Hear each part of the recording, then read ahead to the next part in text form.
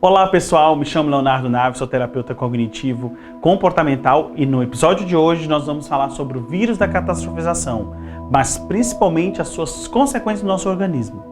A maior parte da população já está infectada com esse vírus, só que esse vírus ele vai desenvolvendo conforme as situações estressoras que vivemos. Perda de emprego, términos de relacionamento, situações financeiras, vai fazendo com que esse vírus vá se proliferando no nosso corpo, mas principalmente afetando a nossa mente. É por isso que existem os transtornos de ansiedade.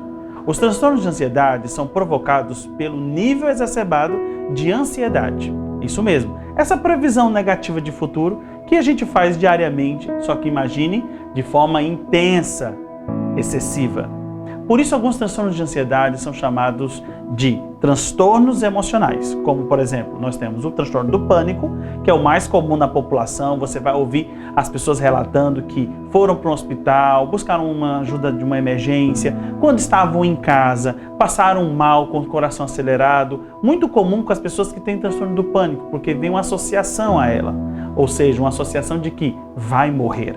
Ou alguns têm algum tipo de pensamento do tipo, vou desmaiar, vou enlouquecer ou até vou perder o controle. Geralmente, as pessoas que têm transtornos de ansiedade ou pânico vêm a comorbidade ou a concomitância, que é a agorafobia, que tem alguns sintomas específicos, como ficar esperando numa fila, muitas pessoas, lugares fechados, tenderá a ter ataques de pânico. Esse é um tipo de transtorno de ansiedade. Mas existem outros, como as fobias, específica e fobia social, que nós veremos num público muito específico, já mais nos adultos, adolescentes, mas teremos também alguns transtornos de ansiedade na infância. Por isso a importância, pai e mãe, de você ficar atento aos seus filhos, porque algumas situações acontecem e o seu filho também pode ser contaminado com o vírus da catastrofização, principalmente pela ansiedade de separação. É muito comum, talvez você já deve ter visto isso acontecer com você, quando você leva o seu filho à escola e ele começa a ficar apreensivo, chorando, entra em desespero, porque acha ou acredita que vai ser abandonado. Isso é típico na infância, como também o mutismo seletivo. Não consegue se expressar na escola, falar com os professores, até com os próprios colegas. Mas quando está em casa, conversa e se desenvolve muito bem. A todos esses transtornos, vocês vão observar que tem uma característica, que é a ansiedade.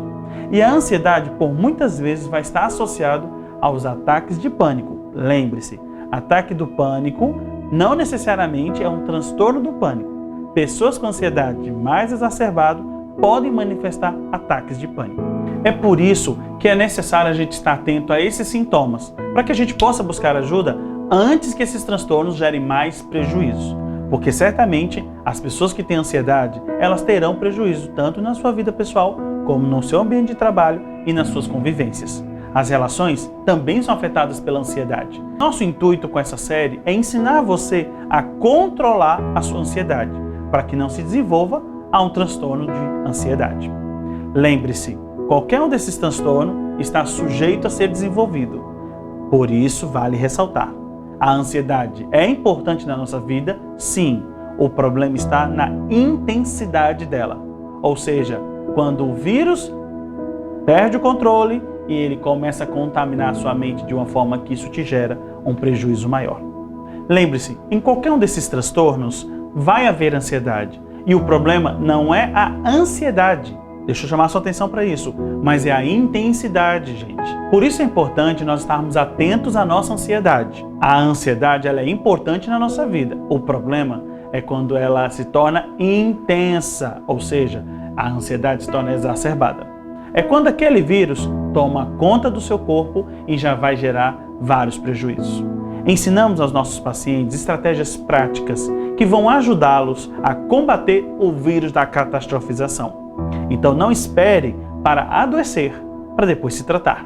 O vírus pode ser controlado antes de manifestar um transtorno mental ou um transtorno emocional.